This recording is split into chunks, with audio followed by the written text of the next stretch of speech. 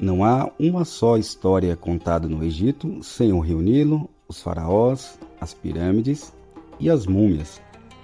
A religião egípcia mandava que se conservassem os corpos mumificados dos mais privilegiados.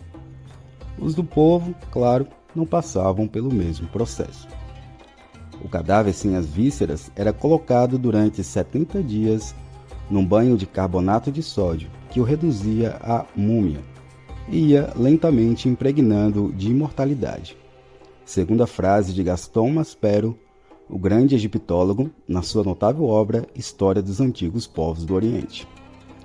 Algumas dessas múmias foram retiradas quase intactas de túmulos existentes nas pirâmides, sendo a mais importante delas a de Tutankhamon, em 1922, por cientistas ingleses. Tutankhamon foi um faraó da 18ª dinastia e reinou no Egito durante 9 anos, de 1336 a 1327 a.C. Era filho do faraó Akhenaton e de uma concubina. Era, portanto, enteado de Nefertiti, a esposa principal do faraó. Durante seu reinado, Akhenaton tentou introduzir o culto a um deus único, ao deus Aton, identificado como o Sol no Egito. Nascido de uma das esposas secundárias de seu pai, Tutankhamon padeceu de alguma doença degenerativa, devido aos frequentes casamentos entre irmãos. Sofria constantemente dores nos ossos e devia caminhar apoiado em uma muleta. Casou-se com sua meia-irmã, Anck-Sinamon, filha de Akhenaton e Nefertiti, aos 9 anos. O casal não deixou herdeiros, mas teve 2 filhas que morreram quando ainda eram bebês. Durante seu breve governo, restaurou o culto aos antigos deuses, e Tebas voltou a ser capital do reino. Porém, o jovem rei era praticamente um refém de Ai, um alto funcionário da corte que serviu a vários faraós. Ambicioso, muitos estudiosos atribuem que Ai possa ter assassinado o faraó Tutankhamon. De qualquer forma, era ele quem controlava a entrada de pessoas ao palácio real e influenciava o faraó para tomar qualquer decisão importante. Depois da morte de Tutankhamon, Ai se casou com a viúva deste, Anck-Sinamon, a fim de se legitimar no trono. Também acredita-se que ela tenha sido morta por ele meses depois.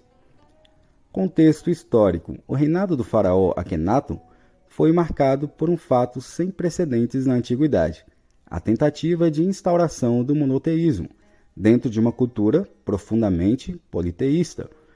O faraó transferiu a capital do reino para Amarna, onde rendia culto ao novo deus juntamente com sua família. Essa experiência durou 10 anos e acabou por trazer perturbações sociais e políticas em todo o reino egípcio. A numerosa classe sacerdotal não viu com bons olhos o fechamento dos templos e a perda de seus privilégios. Igualmente, o povo simples não gostou da mudança de cultuar somente um único Deus. Após a morte do faraó Akhenaton, o antigo culto aos deuses foi restaurado por seu filho e sucessor Tutankhamon. Posteriormente, Akhenaton seria considerado um herege pelos seus sucessores. Desta maneira, o seu nome e o de sua família foi apagado da lista de faraós egípcios. Descoberta da tumba e múmia. Tutankhamon reinou apenas 9 anos, durante uma época turbulenta. No entanto, a descoberta do seu túmulo praticamente intacto no ano de 1922, graças ao arqueólogo britânico Howard Carter, restaurou seu nome na história do Antigo Egito.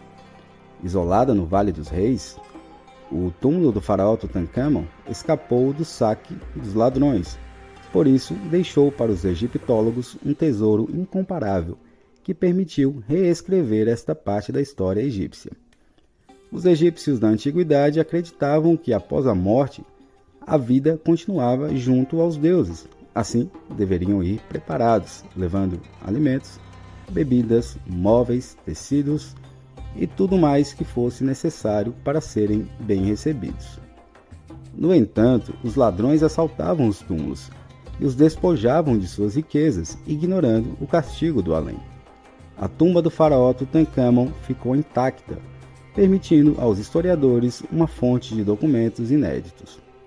A máscara mortuária do faraó, feita de ouro maciço, é uma das imagens mais conhecidas do Egito Antigo, tanto pela sua beleza quanto por sua perfeição. Na tumba do faraó Tutancâmon foram encontrados um sarcófago de 110 quilos de ouro puro, uma carruagem de ouro, uma estátua de Anubis, representado como um chacal, 2 estátuas de sentinelas de madeira douradas, santuários para diversos deuses, um busto dourado da vaca celestial Mehet-Ueret, jarros de vinho branco e tinto, réplicas de barcos, objetos pessoais como caixas e cadeiras de ébano. Quando a tumba de Tutancâmon foi descoberta, ocorreram várias mortes com pessoas relacionadas à sua abertura. Os jornais sensacionalistas ingleses exploraram ao máximo estes falecimentos e inventaram a maldição do faraó para explicar tais acontecimentos. O faraó Tutancâmon é o único que continua enterrado no Vale dos Reis.